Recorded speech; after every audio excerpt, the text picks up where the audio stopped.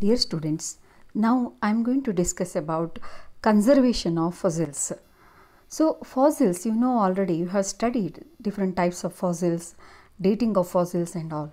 So they are a rich paleontological heritage, and we have to, it's a valuable and it cannot be replaced. It is such a valuable resource that has to be conserved for future scientific studies.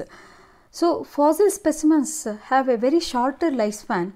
Once they have recovered from sediments, they erode very quickly. So you will find here how a group of paleontologists in India, they are recovering the ichthyosaur fossils. Once it is recovered, it will decay very soon. This is in Calcutta Museum, dinosaur fossil. So this is the ancient, the human fossil. What you know, it is it is the Australopithecus afriensis. So this fossil preserved in the museum. So the fossil specimens, once recovered from sediments, they will degrade fast by several environmental factors such as humidity, UV light, pest and fungus develop on this, lichen grow on this. The pest, the insect pest may bore some hole in that, and all this, you know, it will erode or wither very quickly. So proper conservation strategies one should employ to be preserved as a valuable specimens for future scientific studies. Fossils conservation involves diverse conservation strategies depending on the fossils recovered state and fossilization. So it is depending on, it is not a, it is it vary from fossil to fossil. So how it is exactly fossilized, whether it is half fossilized or else whether some it is encrusted with some salts, whether it is in the water or else on the, it is a dry fossil. So the treatment varies, you know. So the fossil specimen preservation, the following materials or chemicals or methods or instruments are used by Natural History Museum. I am going to tell you some of this. It is not, it's a big topic. The Natural History Museum you should visit, and they employ so many you know, strategies to conserve these fossils.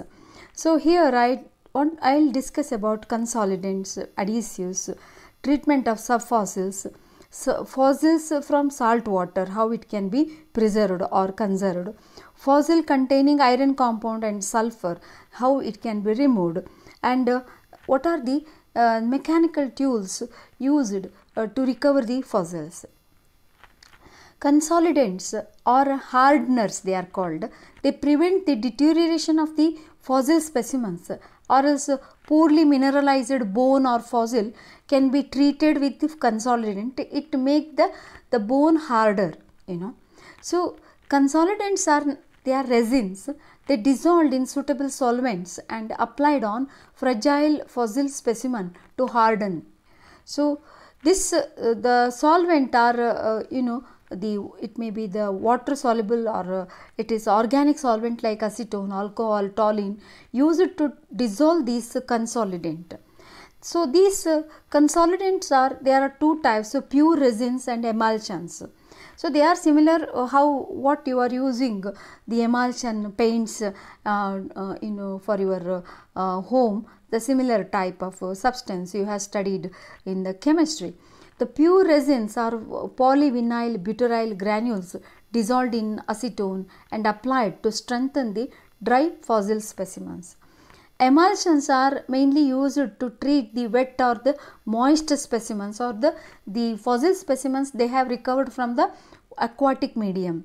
Popular emulsions are polyvinyl acetate emulsion or acrylic emulsions. They are the popular one. So this is you will able to see here, there is the fossil, you will find there is a crack, you will find here. So this fragile fossil which have cracks that can be impregnated with these consolidants, and they will be dissolved in the solvent, and they will be filled in this you know, crack, and so that it will hardens and also you know, strengthen the fossil. And synthetic resins are widely used by the fossil conservators. So adhesives, you know the different types of adhesives, you are using the Fevicol. So similar type of adhesives or the glue will be used to join the bones or the broken fossil pieces, you see. So this is what you can see. So it is used to reconstruct a skeleton or to repair a bone. Earlier people in Natural History Museum used animal glues such as fish glue or bone glue, but they were easily eaten up by varieties of insect pests. So that's why now thermoplastic polymers or resins or adhesives, they are the monomeric units are linked with soluble range of solvents. These organic polymer adhesives are used in museums are polyvinyl acetate, polyvinyl butyryl, acrylic polymer, polyvinyl acetate emulsions, cyanoacrylate is called super glue. So this is a PVA, polyvinyl acetate glue. So how exactly the chemical structure.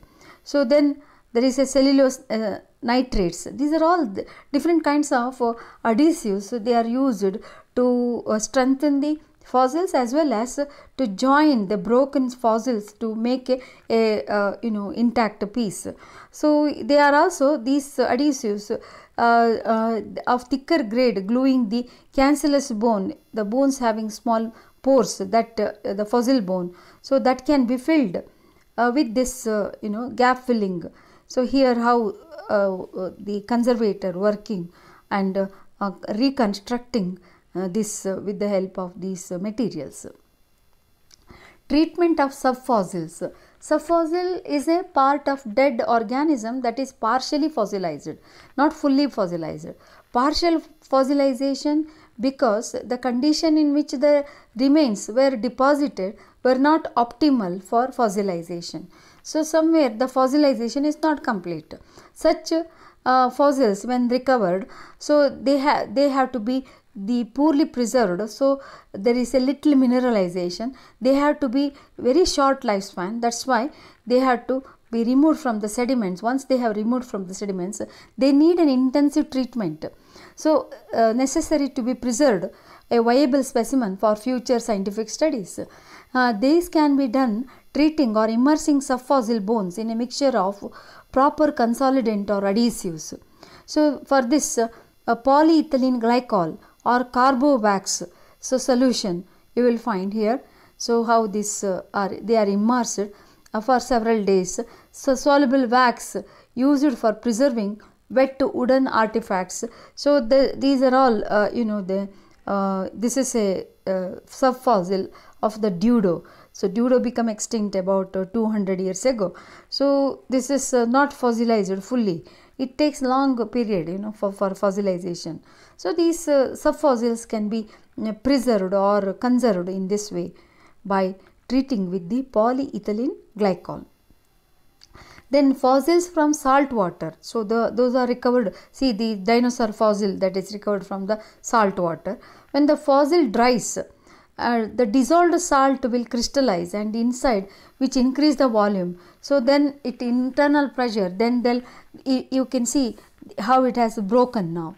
So it is this fossil need to be desalinate immediately by placing the fossil in fresh water for many days.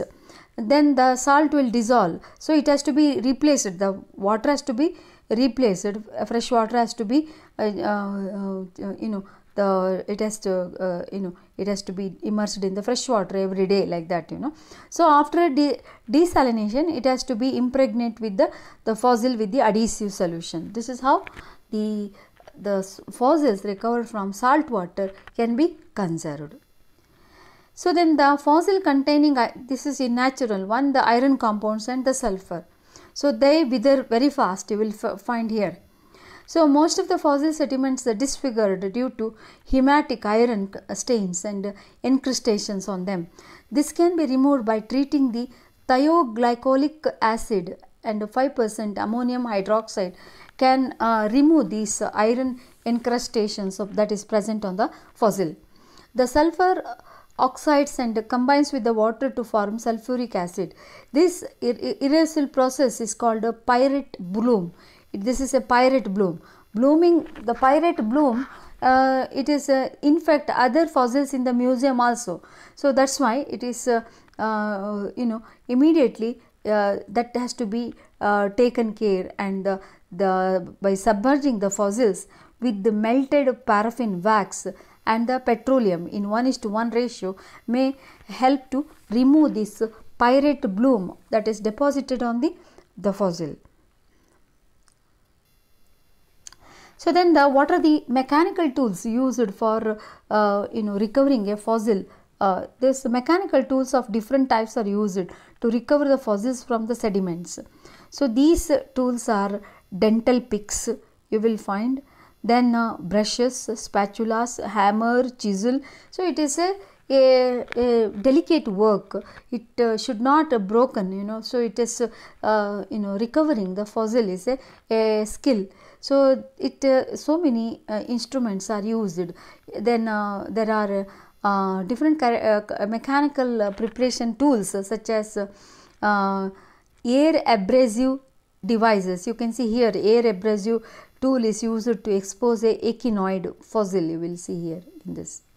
So then the miniature hammer, electrical etcher, engravers, rotary grinders, all these you will find how the fossil bone, with the help of the brush and all, they are slowly they are separating from the rock.